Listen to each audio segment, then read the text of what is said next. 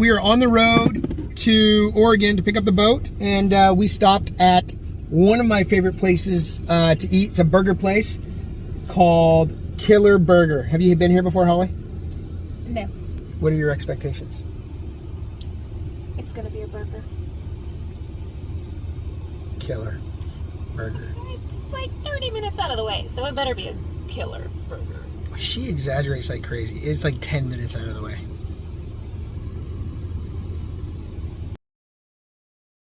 So I asked Holly to find a park. We're in Grants Pass, Oregon. And I asked her to find a park so we can take the dogs out before we get to the hotel. And so she takes me to a park. Take the next left on It's Northeast Hill a Crossing. memorial park. As in a cemetery. No, I don't think it was that's all green on the map, and so I was like, oh, okay, it's a park.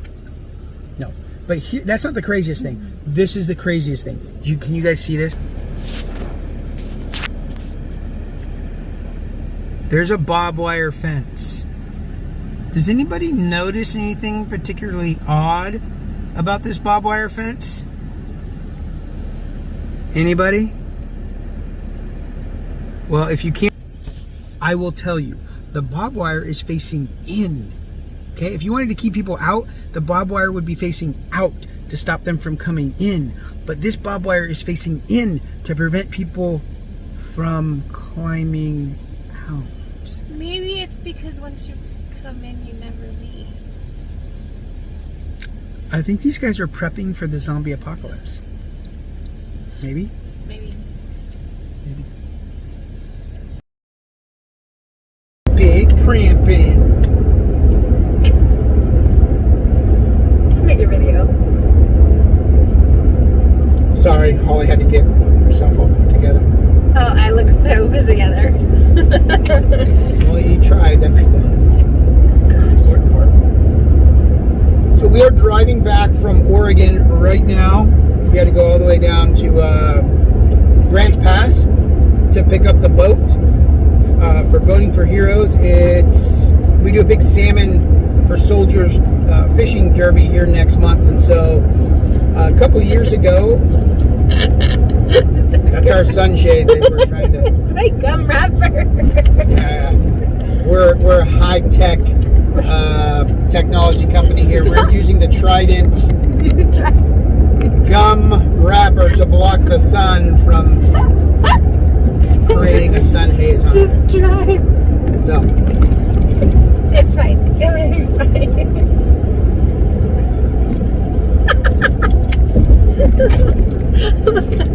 So what did we wake up to this morning, Holly? Yes, I know. I begged and pleaded to sleep with the puppy, and she peed on the bed. And then what happened? Well, then we got up and we stripped the bed, and we noticed that it was raining outside.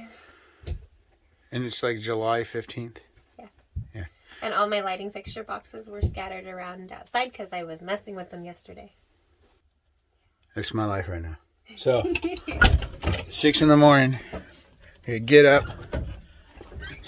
strip the bed, and then scramble around here, pick up all the building material. I am so tired right now. All the building material, lighting fixtures, all the stuff that was just kind of laid out. We had to scramble this morning and gather all that stuff and put it inside so that way it won't get wet. So all of our lighting fixtures here for the house. The workers, they're not coming today. Apparently they don't feel good, so they're not going to work. I think it's just the rain, but we had to haul these things in, these panels in, so they don't get wet. And there's a bunch more of them over there that we had to cover. We had to bring all the tools inside and everything else. It's one heck of a way to start the morning. Oh, the camping life is for the birds, man. We've been living in this camp trailer since February when the house got damaged, and starting to wear thin, man. I'm telling you, it's starting to it's not fun anymore. I can't wait to get this thing built so I can get in a proper structure and, you know, have regular water and heat and power. Every time we try and make coffee in the trailer, it pops the breaker, and so it just takes twice as long. Everything just takes twice as long.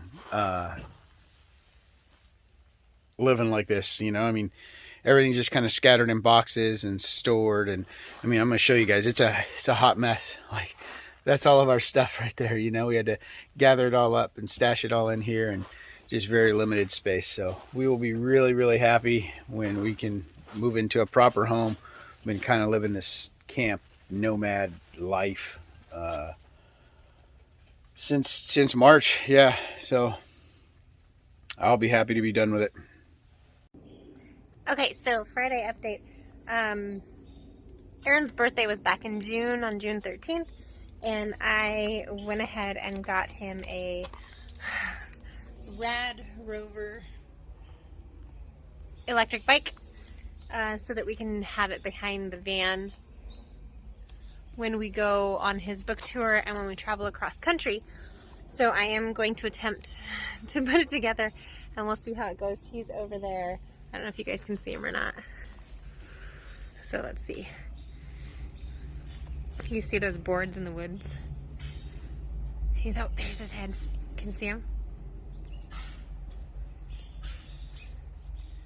Over there, and he's actually building me an outdoor shower because the shower in the trailer is so small, and it's so hard with as much hair as I have to try and take a quick bird bath shower. You know, you turn on the water, you soap up, and you turn off the water, and then once you get soaked up, you turn on the water, you rinse off, and you repeat after you shave each leg and shampoo and condition. And so he's building me an outdoor shower. It's so sweet.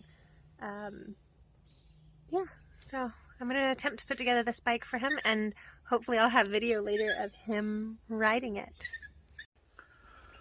Okay, so today I'm building an outdoor shower because the shower we have in the trailer is really small, and you can only take like 2 or 3 minute showers because it's got a holding tank, and we've got to empty the holding tank all the time. So I'm going to build an outdoor shower here. There was already some sort of a pit septic that's here, so I'm just going to tap into that. We're just going to be using it for taking showers. So it should be just fine. It's like a French drain style. It's what they had set up here before. So I found the old system. I'm just going to connect into that. And so then we'll be able to have some showers. And then I've got a propane powered hot water tank that's coming. And so we'll be able to have some hot water on demand. And I'll tap into the existing water line that's here. And so hopefully by this weekend, we will have hot showers as long as we want out here. Okay guys, this is the end of the Friday update. We're going to show you inside real quick, and then the siding that we're going to be putting on. Holly does not want to be update. She's in there. All right, so real quick, this is the siding that we decided to use right here. Now it's a rough cut, and because we wanted the rough cut because it's going to match with those other pieces that we're going to put back on, which are those hand planed boards. And I'll show you real quick. These ones right here, we're going to put these back on the house so it looks original like it did before. And that's why we decided to go with that rough cut siding. As you guys can see right here, that rough cut. This is an outdoor living space. It is a tiny home, so it's going to be small inside. So we have this covered area that we're building onto the side. We could park a rig under it if we wanted to, but really it's just to give us more space in the wintertime, because when it's raining out, which is like 300 days a year here in Seattle, it gives us some more room. Now, electrical inspector came in today and inspected everything, and he passed us, so we're good to go on that. And then you'll see right here these boards. These boards came from the bookstore that we bought, all the shelving. And what we're going to do is all of this siding in the back, you can see on the inside, normally you would do drywall, but we're actually going to use these boards here, and we're going to put it along this side.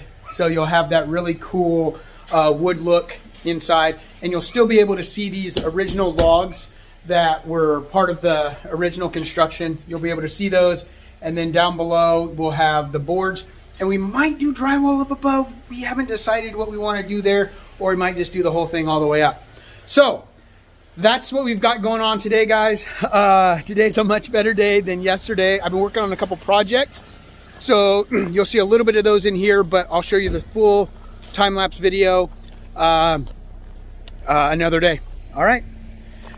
See you guys later on this red Friday. Holly's not wearing red.